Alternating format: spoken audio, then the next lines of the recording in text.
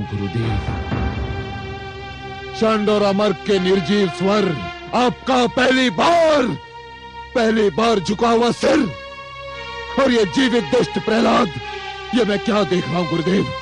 कहीं मैं स्वप्न तो नहीं देख रहा? नहीं वत्स हिरण्यकशिपु, ये सत्य है, अत्यंत कटु सत्य। मैंने कृत्या क्रिया द्वारा प्रहलाद का अंत करना चाहा था, परंतु राक्षसी कृत्या ने उल्टे मेरे दोनों पुत्रों शंड और अमर को मार डाला। किंतु ये दोनों तो जीवित हैं गुरुदेव, ये दोनों तो जीवित हैं। यही तो खेद और लज्जा का विषय है। मेरे दोनों पुत्रों का जीवन तुम्हारे विरोधी पुत्र प्रहलाद की दया का दान है। मेरी शक्ति तुम्हारे पुत्र की शक्ति के समक्ष हार गई। मैंने आज तक कभी हार नहीं मानी, किंतु आज मैं अपनी हार स्वीकार करता हूं।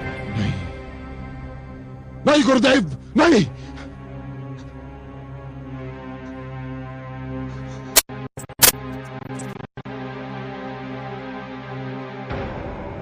ये नहीं हो सकता, ये नहीं हो सकता, मैं ऐसा नहीं होने दूंगा, ऐसा कदापि नहीं होने दूंगा। तेरे विष्णु ने मेरे भाई को छीना, मेरी बहन को छीना, और अब मेरे गुरुदेव को छीन लिया तेरे विष्णु ने।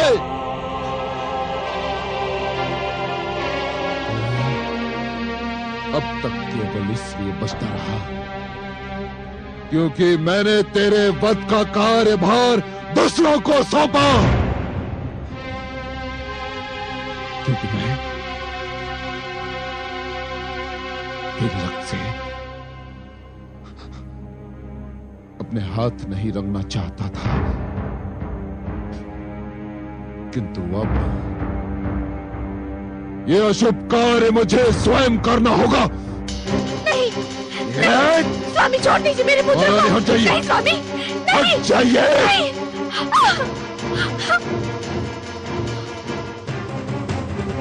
अब कोई नहीं आ सकता तेरे बीच। अब ये संसार देखेगा कि एक पिता अपने पुत्र का वध कैसे करता है।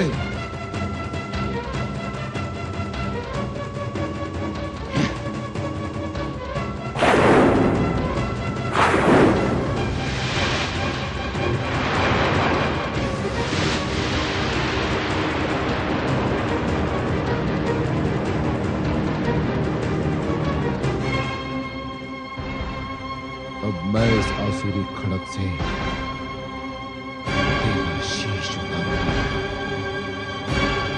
सारे संसार में घुमा जाएगा तेरा शीश, ताकि संसार में जो भी विष्णु भक्त बचा है तेरा कटा हुआ शीश देखकर विष्णु का नाम भूल जाएगा। मैं यहां बैठे सबको चेतावनी देता हूं कि कोई मेरे और इस दुष्ट के बीच आने का साहस न करे। हे आदरणीय पिताश्री, मेरे और आपके बीच तो कोई बहुत पहले से आरंभी से उपस्थित है। कौन है वो? मेरे श्री विष्णु भगवान। नहीं प्रहलाद, कहाँ है वो? मुझे क्यों नहीं दिखाई देता? आप अपने मन से झूठा अहंकार हटा दीजिए, वे आपको भी दिखाई दे जाएंगे।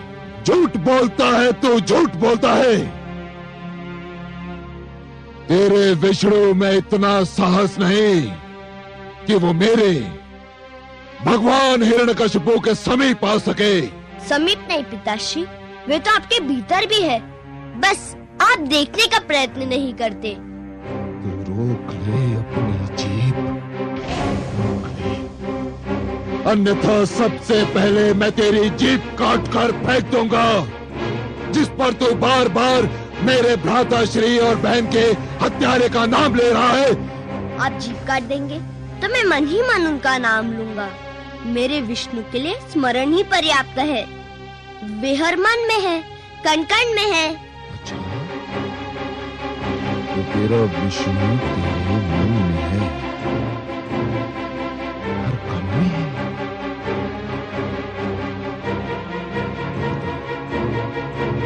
तेरा विष्णु स्लोस्तंभ में है? हाँ पिताश्री, मेरा विष्णु इस लोह स्तंभ में भी है। सैनिकों, इस लोह स्तंभ को अग्नि से तपाओ, इसे अंगारे की भांति लाल बनाओ।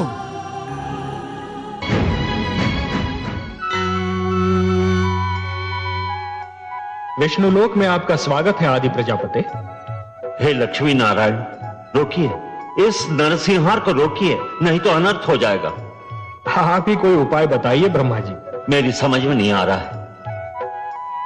मैंने प्रहलाद के भाग्य लेख में उसे हिरण्यकश्यपु के हाथों मारा जाना नहीं लिखा है। दूसरी ओर मैंने हिरण्यकश्यपु को भी ऐसा वरदान दे रखा है कि वो मर नहीं सकता। इसीलिए मैंने सदैव यही कहा है हे ब्रह्मा, कि वरदान देने से पहले यह अवश्य सोच लेना चाहिए कि वरदान किसे दिया जा रहा है, क्यों दिया जा रहा है। जिसे यह वरदान दिया जा रहा है वो व्यक्ति इस वरदान का पात्र है भी या नहीं, और यदि है भी तो क्या वो उस वरदान का उचित उपयोग करेगा या नहीं।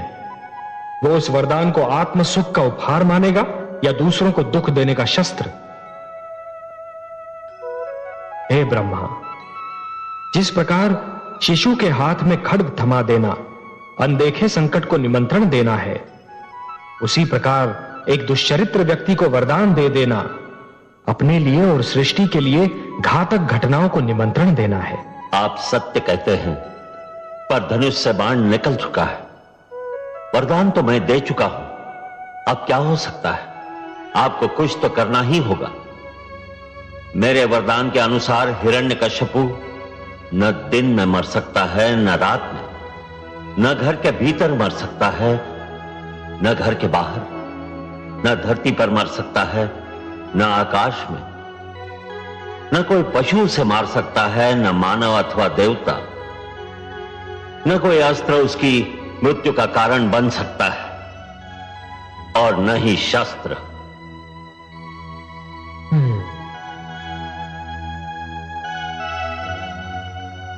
बहुत जटिल समस्या है ब्रह्मा जी। मुझे आपके वरदान का मान भी रखना है और पुत्र प्रहलाद की रक्षा भी करनी है। आप सत्य कह रहे हैं, मुझे कुछ तो करना ही होगा।